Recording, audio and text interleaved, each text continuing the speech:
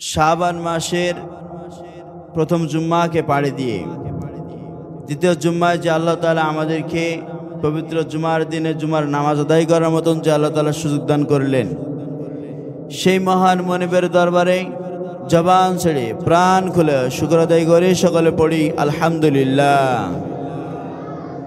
আর শুকরিয়া আদায় করি আমাদের নবী, বিশ্ব নবী, বিশ্ব নেতা, নবীদের নবী, সাইয়্যিদুল মুরসালিন, খাতামুন নবীন, আকায়ে নাম তাজদারে মদিনা, আহমদ মুস্তফা, মুহাম্মদ মুস্তফা, জনাবে মুহাম্মদ রাসূলুল্লাহ, সকলে পড়ি সাল্লাল্লাহু আলাইহি ওয়াসাল্লাম।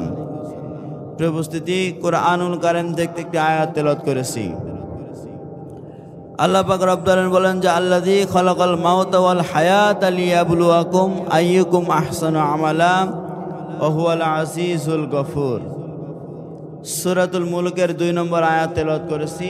আল্লাহ পাক রব্বুল আলামিন বলছেন যে আল্লাযী খালাকাল মাউতা ওয়াল হায়াতা লিয়াবলুয়াকুম আইয়ুকুম আহসানু আমালা ওয়া হুয়াল আজিজুল গফুর।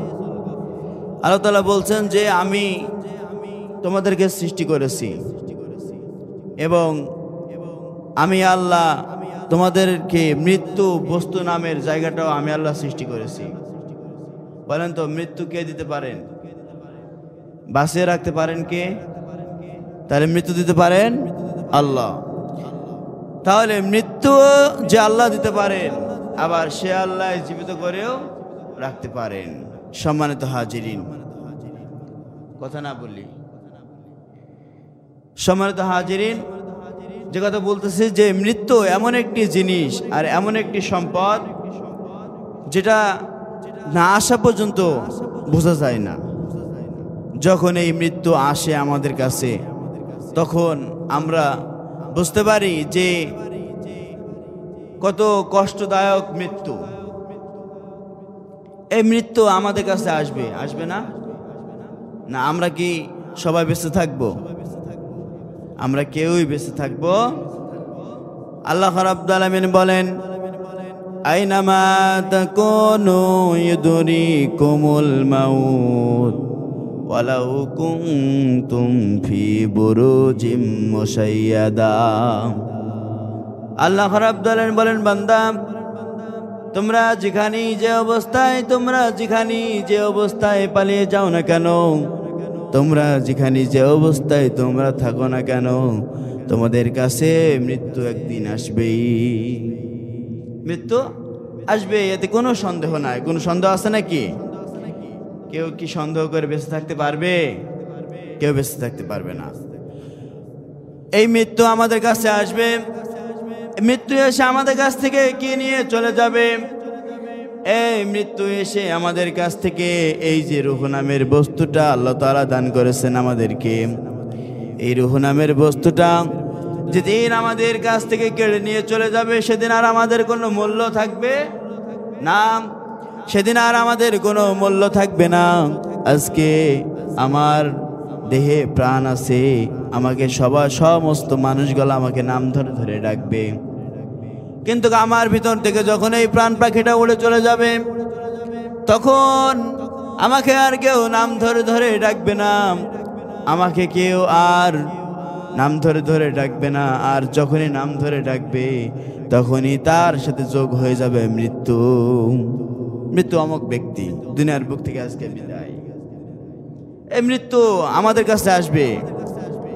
আমি হয়তোবা আজকে দুনিয়া থেকে বিদায় হয়ে যেতে পারি। মৃত্যুর কোনো গ্যারান্টি আছে? বলেন, কোন গ্যারান্টি আছে? আসার একটা সিরিয়াল আছে না, কিন্তু যাওয়ার কোনো সিরিয়াল নাই। আসার একটা সিরিয়াল আছে, কিন্তু যাওয়ার কোনো সিরিয়াল নাই। বড় ভাই, মেজো ভাই, নয়া ভাই, ছোট ভাই, এইভাবে আসার একটা সিরিয়াল আছে, কিন্তু যাওয়ার কোনো সিরিয়াল নাই। বাবা জন্ম দিয়েছে, বড় ভাই, ছোট ভাই, মেজো ভাই সবাই বেঁচে আছে। মাঝখান থেকে বাবাও বেঁচে আছে, ছোট ভাই দুনিয়ার বুক থেকে বিদায়। এমন হতে পারে না? এমনও হতে পারে। এই যে মৃত্যু, কারোর কাছ থেকে কেউ কখনো সুপারিশ করতে পারবে না মৃত্যুর জন্য যে আমাকে আর একটু সময় দাও, আমি ভালো মন্দ ভালো কাজ করে করে এসে আমি আল্লাহর একটু গোলামি করে এসে তারপরে তুমি আমার জানটাকে তুমি কবুজ করো। আমাদেরকে কেউ সময় দিবে নাকি? আমাদেরকে কেউ সময় দেবে না, আমাদের কাছে কেউ এসে সময়ও চাবে না। কিন্তু এই যে মালাকুল মউত, এই মৃত্যু যখন আসবে তখন শূন্য চার হাত পা নিয়ে আমাকে আপনাকে দুনিয়া থেকে সবাইকে বিদায় হতে হবে। কথা বলেন ঠিক কিনা? তাহলে এই মৃত্যুটা আমাদের সবার কাছে আসবে। কেউ কি বেঁচে থাকতে পারবে? এই মৃত্যু থেকে কেউ বেঁচে থাকতে পারবে না। আল্লাহ রাব্বুল আলামিন বলেন, কুল্লু নাফসিন যায়িকাতুল মাউত সুম্মা ইলাইনা তুরজাউন। এই মৃত্যু সবার কাছে আসবে। আমরা যখন এই মানুষ যখন দুনিয়ার বুক থেকে কেউ না কেউ যখন বিদায় হয়, তখন আমরা দেখি ওই বাড়িওয়ালা থেকে ওই বাড়ির ভিতর থেকে কয়েকদিন যাবত নামাজ পড়তে আসে। আবার যখন 3 দিন 5 দিন যখন হয়ে যায় তখন আর নামাজ পড়তে আসে না। আমাদের সমাজটা যদি এমনই হয়ে থাকে তাহলে ওই লোক দেখানো নামাজ পড়ে কোনো কাজে আসবে না। লোক দেখানো নামাজ পড়ে কোনো কাজে আসবে না। সুতরাং নামাজ আদায় করতে হবে কাকে খুশি করার জন্য? আল্লাহ তাআলাকে খুশি করার জন্য সালাত আদায় করতে হবে। এই দুনিয়ার মায়া মহব্বত সব কিছু ত্যাগ করে আমাকে আপনাকে এই দুনিয়ার বুক থেকে বিদায় হতে হবে। আর সমস্ত ইবাদত গলা যদি লোক দেখানো ইবাদত হয়, ওই ইবাদতে কোনো কাজে আসবে না। ওই ইবাদতে কোনো কাজে আসবে না। ইবাদত করতে হবে কাকে খুশি করার জন্য? আল্লাহ সুবহানাহু ওয়া তাআলাকে। গোলামি করতে হবে কাকে খুশি করার জন্য? আল্লাহকে গোলামি, আল্লাহকে রাজি খুশি করার জন্য গোলামি করতে হবে। মানুষ আমরা যদি লোক দেখানো ইবাদত বন্দেগী করে থাকি তাহলে এই ইবাদতের ভিতরে আমাদের কোনো কাজে আসবে। আল্লাহ রাব্বুল আলামিন বলেন, ফামান ইয়ামাল মিসকালা জাররাতিন খায়রান ইয়ারা ওয়া মান ইয়ামাল মিসকালা জাররাতিন শাররান ইয়ারা। বান্দা, তোমরা যখন যে আমল করো না কেন, আর এই দুনিয়ার বুকে তোমরা যাই করো না কেন, তোমাদেরকে মালাকুল মউত আসবে। আর তোমাদেরকে আমি আল্লাহ জাররায় জাররায় হিসাব নিয়ে তোমাদেরকে জান্নাত জাহান্নাম দান করব। তাহলে জাররায় জাররায় হিসাব নেবেন আল্লাহ তাআলা। ফামান ইয়ামাল মিসকালা জাররাতিন খায়রান ইয়ারা ওয়া মান ইয়ামাল মিসকালা জাররাতিন শাররান ইয়ারা। সরিষার দানা পরিমাণও যদি আমার আপনার নেকি যদি ভালো আমল থাকে, সেটা নিয়েই আমি আপনি আল্লাহর কাছে, আল্লাহ ওই ইবাদতটুকু যদি আল্লাহর কাছে খুশি হয়ে যায়, আল্লাহ যদি এতটুকু ইবাদত নিয়েও যদি খুশি হয়ে যায়, সেই ইবাদতটা কাজে লেগে যাবে কাল কিয়ামতের ময়দানে। আর যদি আমার আপনার তামাম জিন্দেগির ইবাদতগুলো যদি আল্লাহকে রাজি খুশি করার জন্য নয়, মানুষকে রাজি খুশি করার জন্য যদি আমি আপনি করে থাকি, তাহলে ওই ইবাদতগুলা গুনাহে পরিণত হয়ে যাবে। আর যখনই গুনাহ হবে তখনই আমাকে আপনাকে ওই কবরে বাড়িতে গেলে আযাব ভোগ করতে হবে। আযাবের ভিতরে আল্লাহ তাআলা গ্রেফতার করবে। আর যখনই এই আযাবের ভিতরে আমাদেরকে গ্রেফতার করবে, এই আযাব কি দুনিয়ার কোনো সাধারণ আযাব নাকি? এই যে সামনে আসছে চৈত্র মাস, এই চৈত্র মাসের ভিতরে জমিনটা ফেটে যায়। আকাশে সূর্যটা এত পরিমাণ রোদের তাপমাত্রা বৃদ্ধি করে দেয়, গরমের চোটে জমিনটা ফেটে যায়। আছে না নাই? ফাটে না? তো এই যে জমিনটা ফেটে যায়, এটাও একটা আযাব। এই আযাবটা যদি এত আসমান এত উপর থেকে এই সূর্যটা যেমন রোদ দেয়, তাই যদি জমিনটা ফেটে যায়, কাল কিয়ামতের ময়দানে রাসূল আকরাম সাল্লাল্লাহু আলাইহি ওয়াসাল্লাম বলেন, কাল কিয়ামতের ময়দানে ওই দিন মুসিবতের সময় কেউ কাউকে চিনবে না, কেউ কাউকে দেখবে না, আর কেউ কারোর কোনো পরিচয় দেবে না। কারণ হলো যার যার আমল নামা সে সেদিন আল্লাহর কাছ থেকে বুঝে নিবে। আল্লাহ তাআলা বলবেন, বান্দা তোমাদের আমলনামা তোমরা তোমাদের হাতে তোমরা নিয়ে নাও, তোমরা আমাকে হিসাব দিয়েই তোমরা জান্নাতে চলে যাও। এখন বলেন তো দেখি, আল্লাহ যদি এইভাবে আমাদের কাছ থেকে হিসাব নেয়, সেদিন কি আমরা আল্লাহ তাআলাকে কি হিসাব দিতে পারবো নাকি? হিসাব দিতে পারবো? হিসাব দেওয়া কখনোই সম্ভব হবে? এই যে জমিনের উপরে হেঁটে বেড়াচ্ছি আমরা, এই জমিনের উপর দিয়ে হেঁটে বেড়াচ্ছি, আবার এই জমিনের উপরে দাঁড়িয়ে খারাপ কাজ করি, অন্যায় কাজ করি, অপরাধ করি, করি কিনা? তাহলে অন্যায় অপরাধ সব কিছু আমরা করে থাকি এই জমিনের উপরে দাঁড়িয়ে। সেদিন যদি কাল কিয়ামতের ময়দানে এই জমিন যদি আমার আপনার বিপক্ষে সাক্ষী হিসাবে দাঁড়িয়ে যায়, সেই দিনও আমার আপনার তাহলে মন্তব্যটা কোথায় হবে? আমার আপনার গন্তব্য কোথায় হবে? এই দুনিয়ার লোভ লালসা সব কিছু আমাদের মানুষকে, সব মানুষগুলাকে ভুলিয়ে রেখেছে। আমাদের সমাজের দিকে তাকায় দেখি, পাশের বাড়িতে যদি কেউ ছাদের বাড়ি তৈরি করে একতলা, পাশের বাড়ির জন আরেকজন ভাববে যে আমি কিভাবে দুইতলা করব। এরকম ভাবে আমাদের ভিতরে প্রতিযোগিতা চলে কিনা? এইভাবে আমাদের ভিতরে প্রতিযোগিতা চলে। কিন্তু সেদিন কাল কিয়ামতের ময়দানে যখন আমার আপনার যখন হিসাব যখন আল্লাহ তাআলা নেবেন, সেদিন কি আমরা আমলের প্রতিযোগিতা করে কি জান্নাতে যেতে পারবো? এমন কি কোনো গ্যারান্টি আছে? এমন কোনো গ্যারান্টি নাই। সম্মানিত হাজিরিন, তাহলে এই যে কবরের আযাবটা অনেক ভয়ানক আযাব, অনেক কঠোরদায়ক শাস্তির একটি আযাব, যে আযাব আমাদের জন্য প্রস্তুত হয়ে আছে। আর যদি আমরা ভালো আমল করে যাই, নেকি নিয়ে যাই, পাপ মুক্ত জীবন নিয়ে যদি কবরের বাড়িতে যাই, তাহলে আমার আপনার জন্য এই কবরটা জান্নাতের বাগান হয়ে যাবে, বলে সুবহানাল্লাহ। আর যদি আমরা অন্যায় অপরাধ করে যদি দুনিয়ার বুক থেকে বিদায় হই, গুনাহ নিয়ে যদি দুনিয়ার বুক থেকে বিদায় হই, তাহলে আমার আপনার জন্য কবরটা হয়ে যাবে জাহান্নামের গর্ত, জাহান্নামের গর্ত হয়ে যাবে। রাসূল আকরাম সাল্লাল্লাহু আলাইহি ওয়াসাল্লাম বললেন, ও আমার সাহাবীরা, এই যে তোমরা কবর দেখতেছো, এই কবরের কাছে এসে যদি তোমরা কাঁদো, তাহলে এই কবর দেখে তোমাদের মনের ভিতরে একটি ভয় লাগবে। এই কবরের বাড়িতে আসতে হবে আমাকে, এমন কথা ভেবেও তোমার ভয় লাগবে ভিতরে, যাতে করে তুমি দুনিয়ার বুকে খারাপ কাজ করতে পারবে না। আর এই কবরের বাড়িতে এসে যখন দেখবে যে আমি একা একা থাকবো, কিভাবে থাকবো, কেমনে থাকবো, এই কথা যদি তুমি ভাবো, তাহলে তোমার ভিতরে আরো ভয় তালাশ হয়ে যাবে, তোমার ভিতরে আরো ভয় ঢুকে যাবে।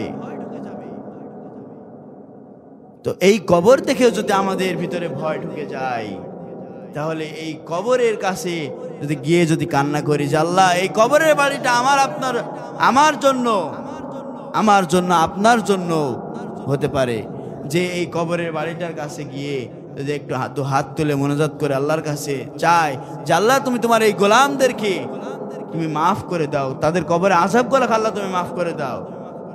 আমরা কি পারি না? আমাদের দ্বারা সম্ভব না। রাসূল আকরাম সাল্লাল্লাহু আলাইহি ওয়াসাল্লাম বললেন, ও আমার সাহাবীরা, এই যে দেখতেছো কবর, এই কবরের কাছে কবরের আযাবটা কেমন হবে তোমরা কি জানো নাকি? সাহাবীরা বললেন, ইয়া রাসূলুল্লাহ, ইয়া হাবিবাল্লাহ, আমরা তো কবরের আযাবের কথা তো আমরা জানি না, কেমন ভাবে আযাব হবে। রাসূল আকরাম সাল্লাল্লাহু আলাইহি ওয়াসাল্লাম তিনি বললেন, ও সাহাবীরা, এই যে কবরে আযাব হবে, এমন একটি আযাব, যে আযাব হবে ডান দিককার মাটি বাম দিকে যাবে, আর বাম দিককার মাটি ডান দিকে যাবে। আল্লাহর নবীজি দু হাত দিয়ে এইভাবে আমাদেরকে দেখায় দিয়েছেন, দুটো হাত দিয়ে আমাদেরকে দেখায় দিয়েছেন যে এইভাবে কবরে আযাব হবে। তাহলে ডান দিককার মাটি যদি বাম দিকে যায়, আর বাম দিককার মাটি যদি ডান দিকে যায়, তাহলে বলেন তো দেখি, এর মধ্যখানে কি একটি চুল পরিমাণও জায়গা ফাঁকা থাকবে? চুল পরিমাণও জায়গা ফাঁকা থাকবে না সেদিন। এটা কি আযাব নয়? বিশ্বনবীজির মেয়ে মা ফাতেমা রাদিয়াল্লাহু তাআলা আনহা যখন ইন্তেকাল করলেন, যখন দুনিয়ার বুক থেকে বিদায় হয়ে কবরের বাড়িতে চলে গেলেন, বিশ্বনবীজির সাহাবী আবু যার গিফারী রাদিয়াল্লাহু তাআলা আনহু যখন কানে শুনতে পেলেন যে বিশ্বনবীজির মেয়ে মা ফাতিমা রাদিয়াল্লাহু তাআলা আনহা দুনিয়ার বুক থেকে বিদায় হয়েছেন, এমন সময় আবু যার গিফারী কোথাও না দাঁড়িয়ে চলে গেলেন কবরের কাছে। কবরকে গিয়ে বলতেছে, হে কবর, তুমি কি জানো তোমার মধ্যে আজকে যাকে রাখা হবে তিনি হলেন বিশ্বনবীজির মেয়ে মা ফাতিমা রাদিয়াল্লাহু তাআলা আনহা। তোমার কাছে তাকে আজকে রাখা হবে। যেই নবীকে সৃষ্টি না করলে তাম পৃথিবীর কোনো কিছু সৃষ্টি হতো না, সেই নবীর মেয়ে তাকে রাখা হবে। কবর কোনো উত্তর দেয় না। এমন সময় কবরকে আবার জিজ্ঞাসা করলেন, হে কবর, তুমি কি জানো তোমার মধ্যে আজকে রাখা হবে যেই ব্যক্তি জান্নাতের মধ্যে যুবরানীদের সর্দার হবেন, তিনাকে রাখা হবে। কবর কোনো সাড়া শব্দ দেয় না। কবর আবার প্রশ্ন করলেন, হে কবর, তুমি কি জানো তোমার মধ্যে আজকে কাকে রাখা হবে? কবরকে যখন বারবার একইভাবে প্রশ্ন করলেন, আবু যার গিফারী বলতেছেন, যে সাহাবী দুনিয়ার বুক থেকে জান্নাতের সার্টিফিকেট পেয়ে গিয়েছেন, ওই সাহাবীর স্ত্রীকে আজকে কবরের ভিতরে রাখা হবে। কবর কোনো কথা বলে না। কবরকে আবার জিজ্ঞাসা করলেন, হে কবর, তুমি কি জানো তোমার মধ্যে আজকে কাকে রাখা হবে? তোমার মধ্যে আজকে রাখা হবে জান্নাতের মধ্যে যেই যুবকদের সর্দার হবেন হাসান এবং হুসাইন, সেই সর্দারের মাকে রাখা হবে। কবর কোনো সারা শব্দ দেয় না। আসলে বলেন তো, কবর কি কথা বলতে পারে? কবর তো কথা বলতেই পারে না, তো কবর উত্তর দেবে কিভাবে? আবু যার গিফারী শুধু প্রশ্নই করে সেখান থেকে চলে আসলেন। আসার পরে আবু যার গিফারী কবর যখন পেছন দিক থেকে যখন চলে আসলেন আবু যার গিফারী, কবর তখন পেছন দিক থেকে ডাক দেয়, হে আবু যার গিফারী, আপনি তো শুধু প্রশ্ন করেছেন, কিন্তু প্রশ্নের তো উত্তর তো আপনি জান নাই। আপনি আমার কাছে এগিয়ে আসেন, আমি আপনাকে শুধু প্রশ্নের আনসার গলা দিয়ে দিব। তখন কবরের কাছে যখন এগিয়ে গেলেন, কবর তখন বলে, কে বিশ্বনবীজির মেয়ে, কে আলী রাদিয়াল্লাহু তাআলার স্ত্রী, কে হাসান হুসাইনের মা, আর কে জান্নাতের মধ্যে যুবরানীদের সর্দার হবেন, এটা আমার দেখার দরকার নাই। আমি কবর শুধু চিনি যেই ব্যক্তি আমার কাছে ভালো আমল নিয়ে আসবে, যেই ব্যক্তি আমার কাছে যেই ব্যক্তি ভালো গুনাহমুক্ত আমল নিয়ে আসবে, সেই ব্যক্তির জন্য আমি কবর জান্নাতের বাগান হয়ে যাব। বলেন সুবহানাল্লাহ। আর যেই ব্যক্তি আমার কাছে গুনাহ নিয়ে আসবে, পাপ নিয়ে আসবে, সেই দিন আমি কবর তার জন্য জাহান্নামের গর্ত হয়ে যাব। বলে নাউজুবিল্লাহ। তাহলে আল্লাহর নবীজির কন্যা মা ফাতিমা রাদিয়াল্লাহু তাআলা আনহা মতন মানুষকেই যদি কবর যদি ছাড় না দেয়, বলেন তো আমাকে আপনাকে কবর ছাড় দেবে? শুধুমাত্র আমরা তার সেই নবীর উম্মতের চাইতে নবীর মেয়ের টানটা মনে হয় কম নাকি? তবু বিশ্বনবী করিম সাল্লাল্লাহু আলাইহি ওয়াসাল্লাম যখন ইন্তেকালের সময়, তখনও তিনি ইয়া হাবলি ইয়া উম্মতি উম্মতি বলে এই দুনিয়ার বুক থেকে বিদায় হয়েছেন। সে কারোর কথা ভাবে নাই। আজকে সেই মুসলমান আমরা, সেই উম্মত আমরা, না অন্য কেউ আছে? আমাদেরকে সেই উম্মত বানিয়েছেন আল্লাহ তাআলা বিনা দরখাস্তে। মুসা আলাইহিস সালাতু ওয়াস সালাম আল্লাহর কাছে ফরিয়াদ জানালেন, আল্লাহ, আপনি যে আমাকে এই নবী না বানিয়ে আপনি আমাকে শেষ নবীর উম্মত বানান। বলেন সুবহানাল্লাহ।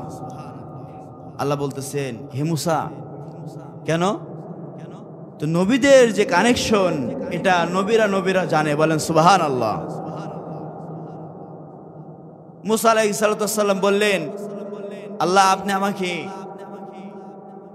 নবী না বানিয়ে শেষ নবীর উম্মত বানান। আল্লাহ বলেন, কেন? তিনি বলতেছেন, মুসা আলাইহিস সালাতু ওয়াস সালাম তিনি বলতেছেন যে আল্লাহ শেষ নবীর উম্মতের মুহাম্মাদি জনাবে মুহাম্মদ রাসূলুল্লাহ সাল্লাল্লাহু আলাইহি ওয়াসাল্লাম এর ভিতরে যে এমন একটি মুজিজা আছে, এটা আমরা তো জানি।